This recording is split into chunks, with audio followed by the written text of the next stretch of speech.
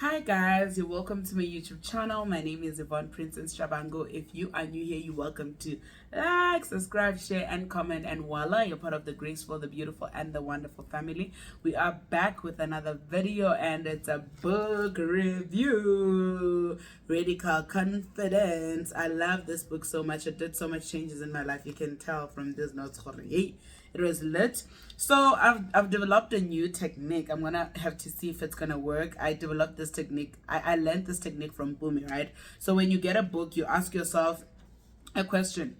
What is my intention of this book? So the first question was, what is my intention for this book? And then for me, the intention for this book was to become more confident in myself, my dreams, my goals, God, beliefs, and values, right?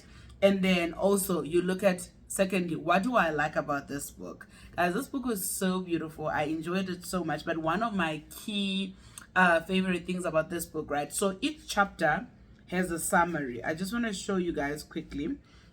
Each chapter has a summary of what the chapter is all about. So basically, when you are done with the chapter, you would get something like this. So at the end of each chapter, you get a recap session, right? So this recap section, would actually summarize every single thing that's in this particular chapter. Then you're able to go back to it and quickly grasp what it's all about, right? Considering that you would have read the book already. So I just want to, that's my favorite thing about it. And then my other favorite thing, it's quite a funny book, and it's very relatable because what Lisa does, she shares a lot of personal experience. So you feel like you are her best friend, or you feel like you are her friend, because as she writes the book, she narrates things that she's actually been through. It's not like a book that's just written out, but she actually gives her real life examples of things that she's been through, right? So there's that. And then one of the most important things that I got from this book is that, so I'm going into the biggest lessons. The biggest lessons that I got from this particular book was that it's important to have hard conversations, guys. I remember one of the highlights I got was when she was having a conversation with her husband regarding not wanting to have children, because she had thought about it, and at some point she thought this is going to make her a bad person. But she had the courage to actually sit her partner down and say, hey, listen, I've evaluated how my life looks like right now, or rather our life looks like right now, and I do not think I want to have a child, right? At first it was so it was so scary for her because she felt like she was going to be judged. And her husband was like, oh, okay, let's sit down, let's look at our options. If we had to have a child, this is how our life looks like. And they both came to an agreement that, you know what, they loved what they had, they just want to be by themselves. And then they took then the message to their parents, because also Lisa was sort of under some pressure, because her parents would always be asking her, when are you having children? Because also in the Greek culture, once you get married, it's like your parents actually expect you to have grandchildren. But she was able to have a hard enough a hard conversation with her mom, with her dad, to say, hey, listen, and her grandmom as well, to say, listen, in as much as you had this expectation, I'm not going to have children. And for me, this was such a highlight, because first it started with her partner to say, hey, listen, if we're going to have children, this is how our life's going to look like. And do we want that? And no, we don't want that. And then she moved on to have the conversation with other people that are impacted. And secondly, one of the biggest lessons I got from this book is that in as much as it's important to place boundaries, but it's always important to remember that our boundaries do impact other people, right? So if you're in a position whereby your boundary does impact other people, it's important that when you address a certain thing, or you give that boundary, it's important that you understand that a person may not respond the way you would like, because also they're impacted to a certain extent. Imagine telling your mom that you don't want to have children. They are also impacted to a certain extent, because they're probably hoping to have grandchildren, or they would like to have grandchildren. Yes, it's your choice. Yes, it's your decision, but you actually also impact their feelings. So I learned that it's important to understand that if our boundaries impact other people, it's important that we know that they may not respond the way we would like them to respond, number one. And number two, it's important to give them space to take in that boundary, or to be able to exercise that boundary, right? And also, it's very important that we communicate the boundary clearly, and also understand that it may be a boundary that they may not be pleased with, right?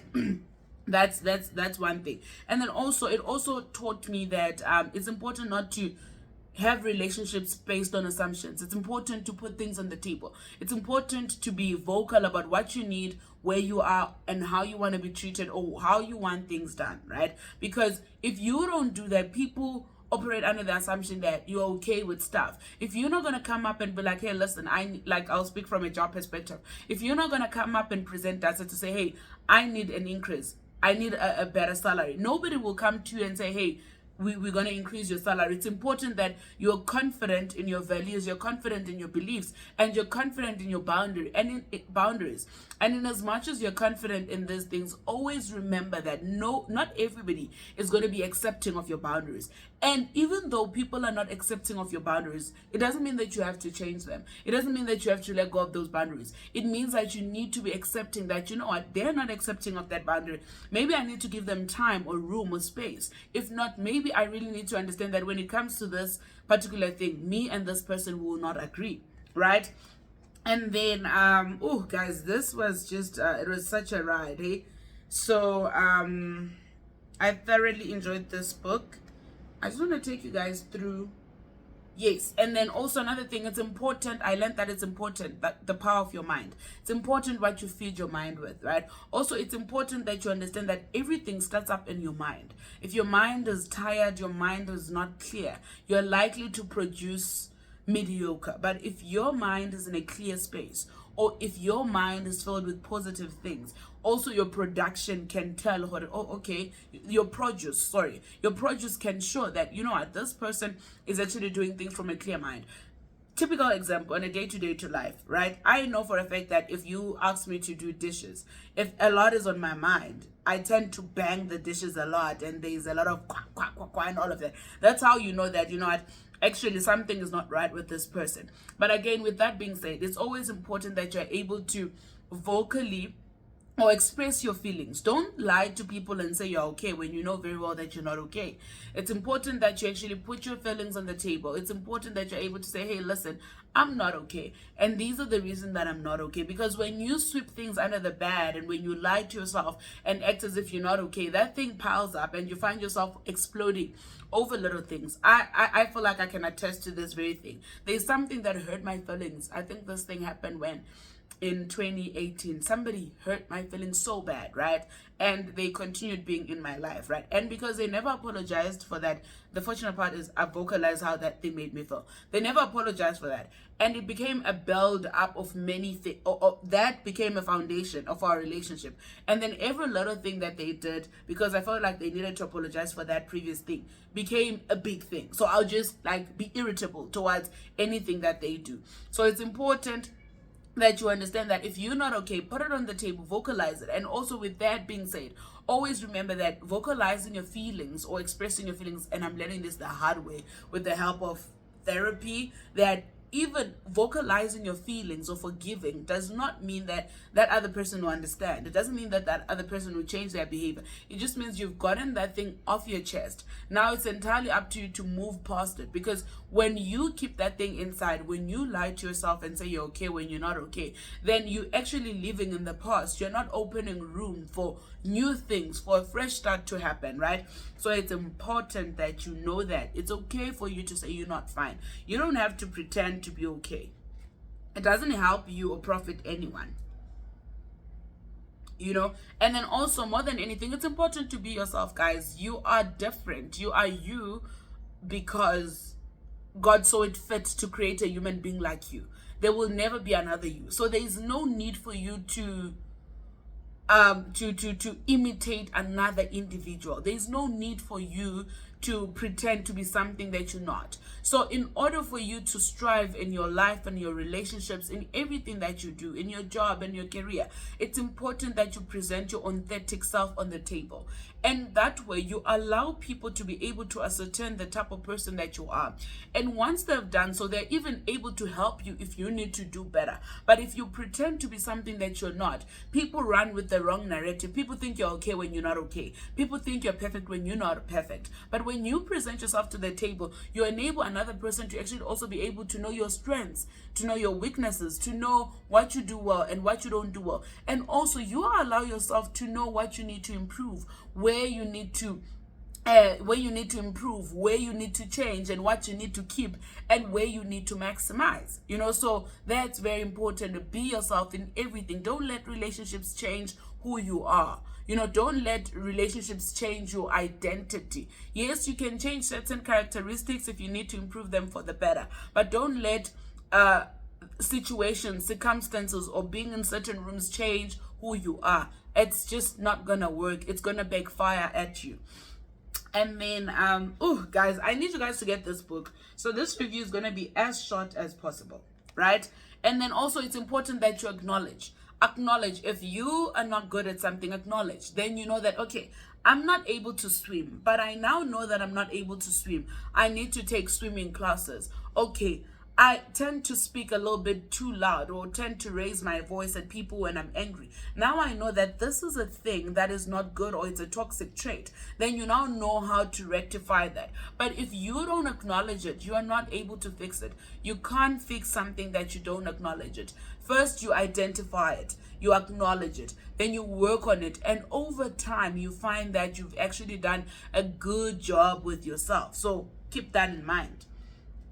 And then it's important again to keep checking your goals. Once you set a goal for yourself, you tell yourself that in the next 5 years, I want to be a lecturer, or in the next 5 years, I want to be married. Okay, some things we don't have control, but it's important that you always go back to the drawing board.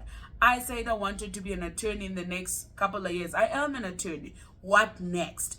It's important that you do an audit of your goals, an audit of your relationships, an audit of your finances, an audit of every single thing in your life. If you don't do stock taking or auditing, guys, you are going to find yourself making new goals and not completing the goals you needed to complete. You're going to find yourself accepting every single thing that comes into your life because you're thinking, I'm just moving with the wind. So take time out, have downtime as a person. Actually, ask yourself, what have I done? What do I need to do? What do I need to improve? I was telling somebody so somebody was laughing at me, right? I made this new friend, had such a beautiful conversation with them, right? So they were asking me how I found Speak Life September. Then I told them that for me, it's sort of a lifestyle. So in September, I'm reminding myself of the commitment I made to myself in 2019. Because that's when I started doing Speak Life September. So for me, it's a lifestyle. Then I say to them, also in September, it's my downtime. You would realize something. I don't go out oftenly in September. I don't do anything hectic in September. I'm usually also surrounded by people that I genuinely like within that period of time. So it allows me to stock take. It allows me to see what I can improve. It allows me to see what I need to do better. So also have a time, whether it's a month, it's a week, it's months, it's a year, where you have downtime. Downtime doesn't mean canceling the things that you love, canceling the people you love. Downtime is actually saying spend much more time in quietness. Also spend much more time in things you genuinely enjoy and things that you genuinely love, so that you're able to recognize what you need to improve, what you want and what you don't, right? Stock taking is very, very important, and it allows you to change your goals if you need to, as you are allowed to change your mind whenever it is necessary, right? And then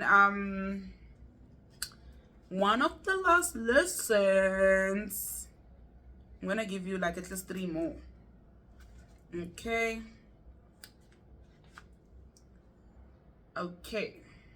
Yes, and then another thing, and I think I keep on saying this because God, I think, is probably trying to teach me a lot about my relationship with food. There's a note that I wrote here. Your relationship with food is way important. Whether you believe it or not, it mirrors your relationship with self and others. It's all connected, right? People think food is just for eating, like you just eat because you're hungry, but your relationship with food also impacts your relationship with yourself, right? If you don't have a good relationship with food, you are likely not to have a good relationship with yourself, because this is how you gain weight, your skin changes, you're always tired, you have zero energy, and once all of that happens, you're not able to show up even for others or even show up for yourself. So it's all connected. So it's important that you have a good relationship with food. Good relationship with food, guys, doesn't mean you have to be on a diet. It doesn't mean you have to be eating greens only, but it means you have a balanced plate.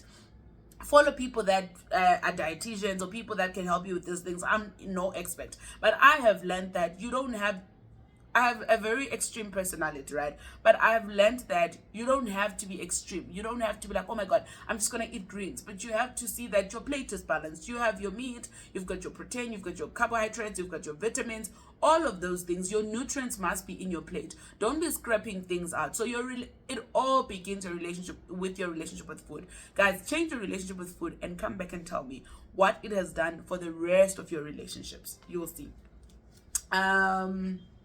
We almost done. We almost done. We almost done. We're almost there. Just checking a couple of. Okay. Oh, guys, I thoroughly enjoyed this book. I thoroughly enjoyed it. Excuse me. And then another thing that this book was for me, right? It said to me, in a very broad form, right? It said to me, it's important that we know that in as much as we can plan all we want, plan our goals, plan our visions, sometimes our goals don't always happen the way we want them to happen. And then also it taught me one very important aspect of life. Whenever you're given an opportunity, take it and operate at your fullest best.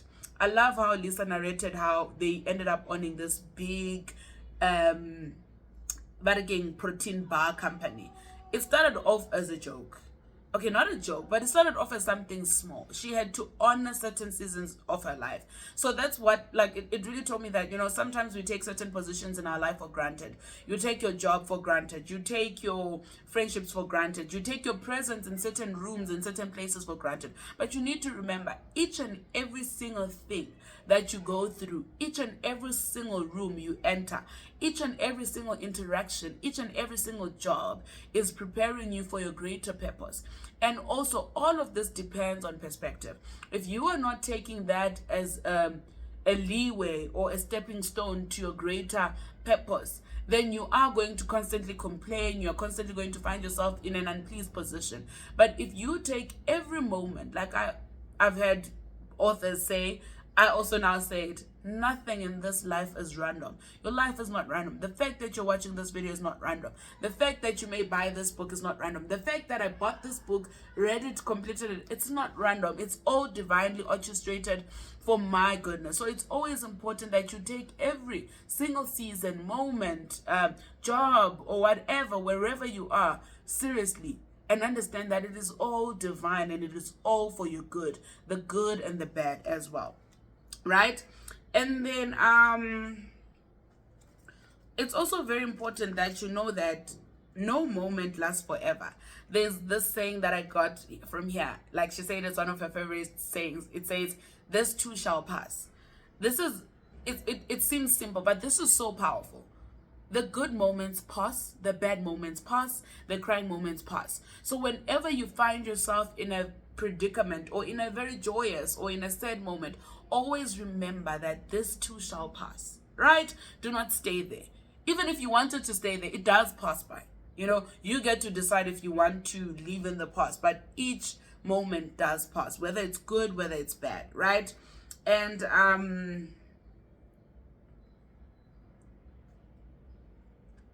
okay.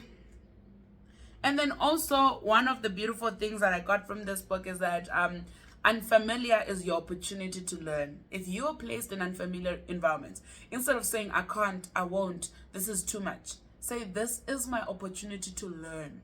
And if you are that person, you're able to learn, you're able to grow, you're able to expand. She narrates her journey, how she ended up being a CEO of one of the multi-million company. You know, she explains her journey in all of that. And when she explains her journey, you realize how beautiful it is. But in real time, it wasn't. You know, at some point she had to carry boxes to the post office.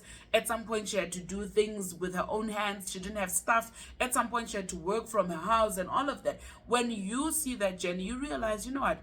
Actually, sometimes you just need to take an opportunity and use it as a moment to learn. Don't always be found complaining, I can't do this, I'm not an expert. Yes, we can't be jack of all trades, right? But it's important that when you're put in something unfamiliar, use it to learn something new. Don't be the one complaining, right? And then, ooh, okay, I love this so much because I even made an example of my favorite. She talks about how she met her husband, right? And how before meeting her husband, she had also actually had some weird relationships that put her in a position where she had to be something that she's not, or someone she's not. You know, I remember she spoke, and it triggered me so much. She spoke about this guy she dated, and she felt like she needed to be thin. It actually also contributed to her relationship with food, because this guy would constantly make remarks: why are you fat? Why haven't you gained? Why have you gained weight? Or how are you going to do this looking like that, right? And then over time, she ended up meeting her husband, you know, who loved her for what she was. She didn't have to change. She didn't have to be something she's not, right? And then I wrote something that I'm learning from this, or that I learned from this, is that love finds you when you least expect it, in the most awkward places. And then this reminds me of my favorite love stories, right? Like for instance, when Ubulima Kubo and Kev, like when she explained how their relationship grew and how she knew that Kev was her husband and stuff like that. I found it very beautiful. And then you look at the likes of Brendan Praise, Mpumi Lidwaba, the Twitter story, and all of that, you know. And then you look at Tebelo Mutwane and her husband. You find like the likes of LinkedIn. Who would have thought? You would think LinkedIn were busy looking for jobs. People are finding their husbands. And then you look at Madumos. These are my friends. I love them so much. Actually, it's like my brother and my sister, because Kiabu Dili says I love them so much. How they met at a friend's braai. It was a birthday braai or birthday party, but they met there, and right now they married, you know. And then you look at the likes of my sister as well. She met her partner in such a funny way. She was on her thingy. She was on her way to one of her trips, and they met at the airport. You are on your way to go do whatever you're doing, and then you meet somebody and you're hesitant to give them your number, but you give them your number, and the next thing they're your best friend. The next thing you're in a relationship. The likes of Michelle Obama. You look at how she met Barack Obama in a lift. You're thinking, I'm just gonna go downstairs to get myself a cup of coffee. You actually meet the guy of your dreams, you know. So I think for me, it actually gave me comfort to say, you know what, even if I don't find love now or where I want to find it, I am going to find it eventually. And when I find it, it is going to be so beautiful. It is going to be unconditional. It is going to be peaceful. It is going to be everything I have hoped for and more, you know. And also it taught me to relax a little bit and not find myself going around looking, because it actually finds you, you know. So yeah, I really enjoyed this part, because she was also sharing how she met her husband and how it was so unexpected, and how the husband knew that she was going to marry her, right? And then one of also the biggest lessons I learned on how to network from this book. So she explains what to do in different, I'm gonna do a different video altogether because it's like quite a lengthy chapter, right? But just to summarize it here, she talks about how, and I used this technique recently, just over the past weekend. So she talks about how you can make friends, or in a business meeting, how to conduct yourself. And then also she talks about how to interact at a party or at an event, right? Sorry guys. So she sorry, yo, I'm so distracted, sorry guys. So she narrates how you can make a friend at a party. She also narrates how you can actually make a friend at a business meeting. Like, she explains different ways of networking, or making friends rather, or interacting with other people. So I love this particular one where she says, if you get to a party, you know nobody, you don't have a plus one, you just walk straight to the bar and you order yourself a drink, whether it's a coffee. Yeah, and she explains that she had a cup of tea, right? But if you want to know more, go into the book. So she says you walk up to the bar, order a drink, and order whatever drink, whether it's a coffee, it's a cocktail, and just talk to the guy or the girl that's next to you. Just say hi, literally. Or just ask them, what are you having? Or is that your favorite drink? Or if it's a drink that you know, actually, like, talk about how good how good it tastes, or how you can make it better. But talk to the person that's standing next to you, and once you do that, it actually becomes a flow of conversation. I literally did it. So there was a person standing next to me, and then I was like, hey, why are you here by yourself? And then they were like, oh no.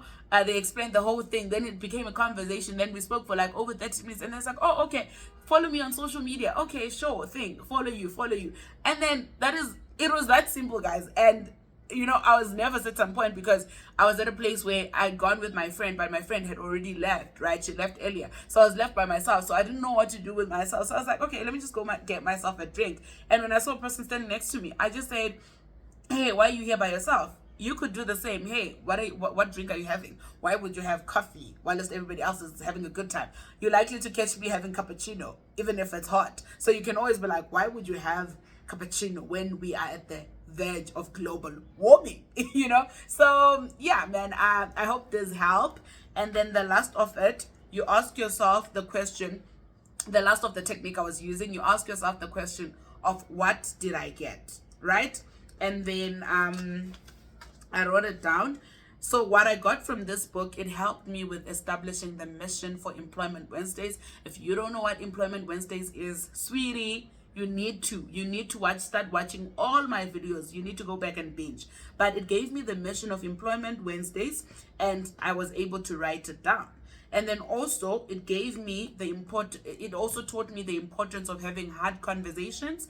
And then also it helped me establish what is it that I want to put out on my social media platforms, on Instagram, on TikTok, and I was able to write it down. And more than anything, it reminded me that I am confident, I am beautiful, I am enough. I am not just Yvonne.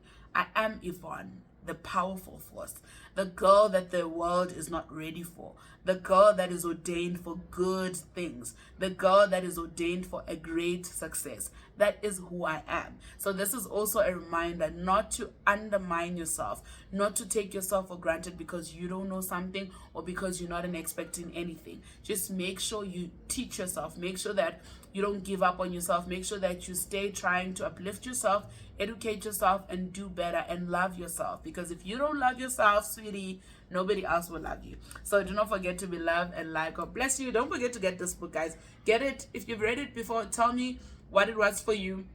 If you haven't, please get it. I highly recommend. I got it for 414. I know it's a stretch. I buy books worth 500, 600 because I'm such a bookworm. But yeah, I hope you enjoyed this book review. God bless you.